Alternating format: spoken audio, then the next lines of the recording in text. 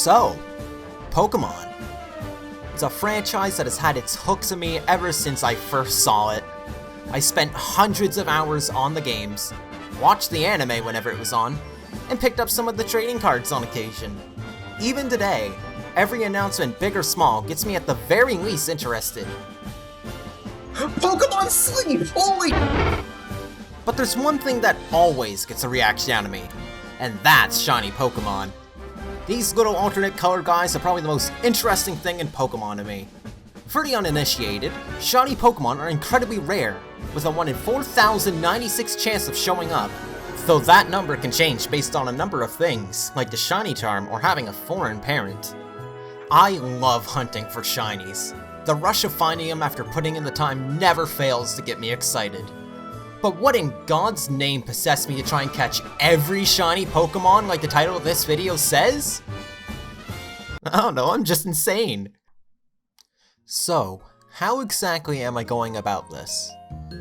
During the month of February, I put together a spreadsheet containing every single Pokemon and where I'd be catching them. Seems kinda simple and maybe a bit overkill, yeah? Well, here's the thing. When I say I'm catching them, I mean I'm catching them. If a Pokemon can be caught out in the wild as a shiny, that's how I've gotta do it. No breeding or evolving earlier stages.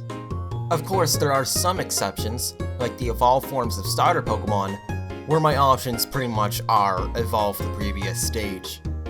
However, gift Pokemon do have a priority over hatching new Pokemon, so I'd be soft resetting for, say, 3 Litten to evolve 2 of those into Torracat and Incineroar respectively. Since we're on the topic, my priority list is as follows. Catching a Pokemon out in the wild, followed by receiving it as a gift, and then as a last resort, evolving its previous stage or hatching it. This means I'm going to have to play a bunch of games, 19 to be exact, in order to go catch all of these. I'll be playing across every generation, from Crystal to Scarlet and Violet. I'm also going to be starting from a new save file on every game, since I haven't played a good chunk of these games before anyways. Is this completely unnecessary, and will increase how long this takes dramatically? Absolutely! My initial guess for how long this would take was around 3 years, but after doing some rough and probably incorrect math, it's a lot closer to 7 years. I could probably do a lot more with that time, but instead I'm committing to this insane idea. There's a lot more I could go into here, like how I'm handling some legendaries and mythicals, but I think it's better to bring that up as they become relevant during these videos. If you're curious about how I'm handling a specific Pokemon though, please feel free to ask in the comments. I'll be trying to answer questions as best as I can, since I'm certain there's things I neglected to mention. But with what should hopefully be most of the explanation out of the way, let me run you through this first month of shiny hunting.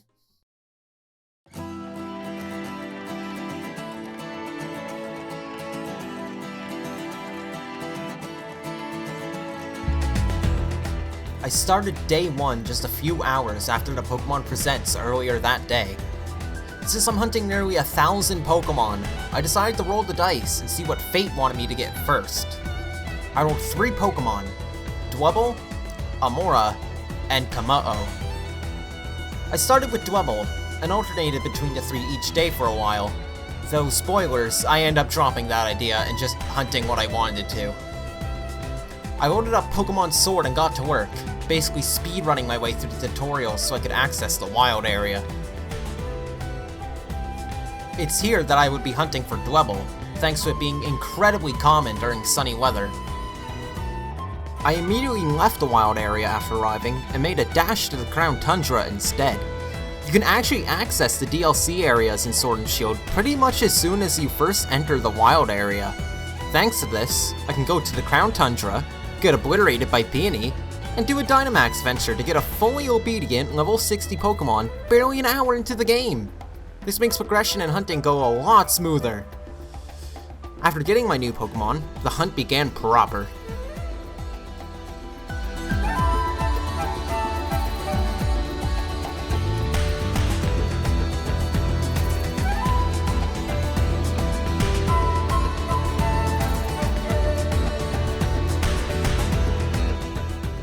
I ended day 1 300 encounters in.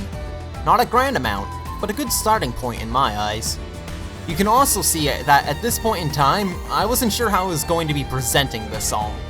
Originally, I was going to do more of a vlog-styled video, but I realized later that doing that every single day just for the videos to be basically the exact same wasn't worth the effort.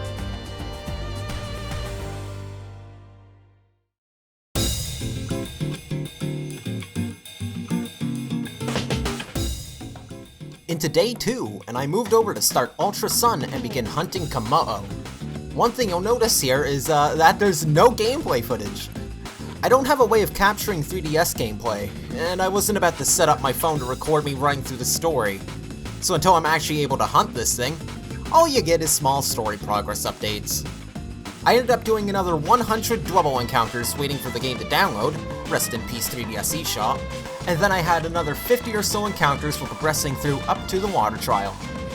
This is as good a time as any to mention that I'm tracking every single encounter I see, both because I'm technically hunting everything at once, and it's a fun statistic to see.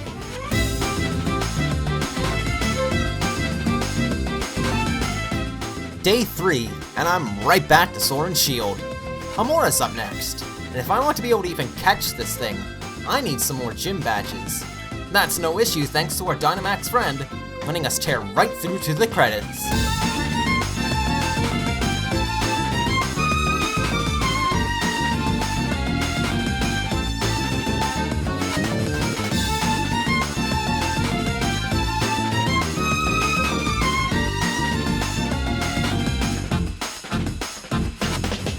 I actually didn't need to go into post-game for this, but it'll be helpful for some more Pokemon way down the line.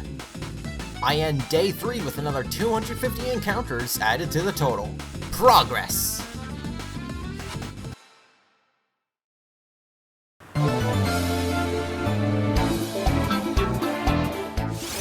I returned to Dwebble on day 4, and little did I know, sparks would fly.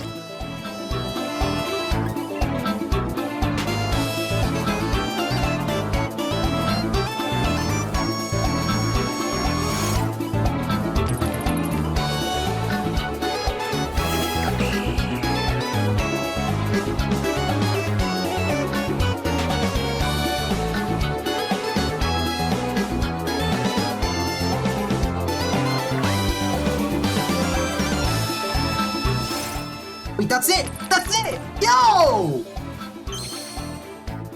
Hey! Finally! Shiny Dwebble!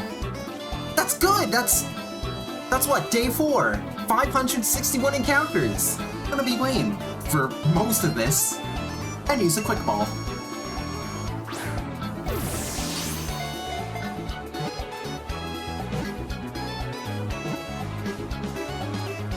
Nice. Good.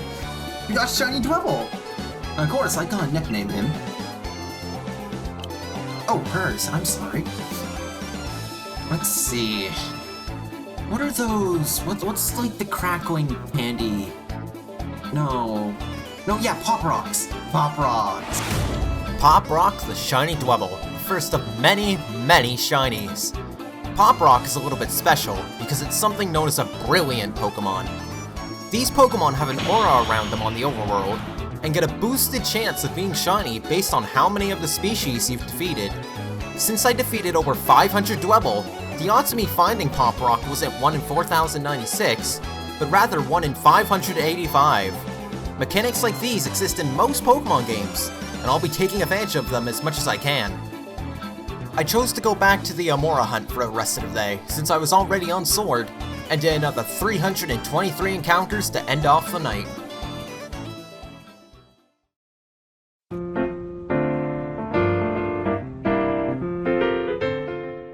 I returned to Ultra Sun on day 5, and made it as far as the Electric Trial.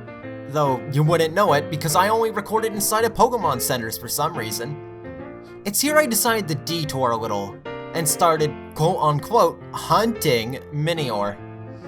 Really, I was just grinding experience, but since I was going to be here again in the future to actually hunt Minior, I decided to start another counter for it.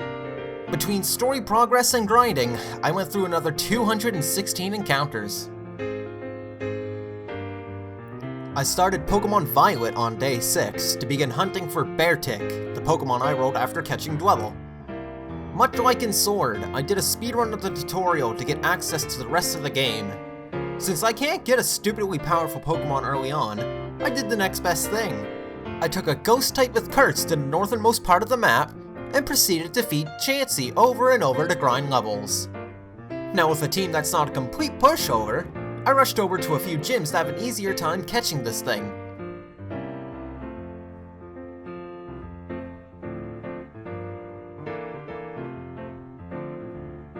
Again, I'm tracking every single encounter I come across, so it shouldn't be too surprising to hear that after all the setup and actually beginning the hunt, I ended the day with 1,818 encounters added to the total. Day 7, it's Amora time. Or at least it was until I ended up being out of the house for most of the day.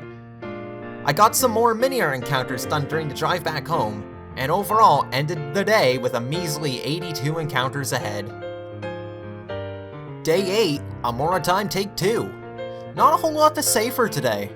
I hunted on and off and ended with another 383 encounters. Over on Ultra Sun, it's now day 9. I continued grinding encounters, and I made some story progress, almost reaching the Tapu Village. 103 encounters get added to the total today. How little did I know what was in store for me tomorrow, though.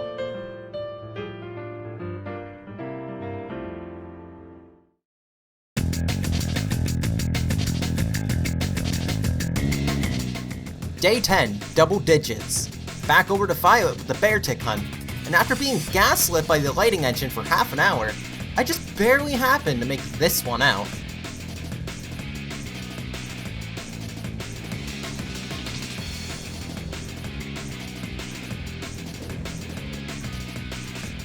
Is that it? It might be.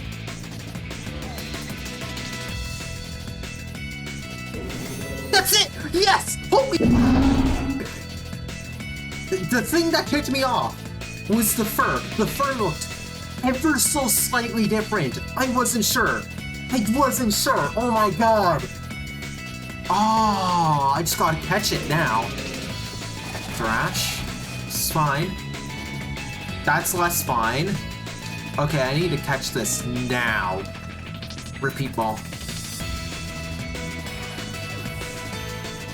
Oh, that's it. Nice.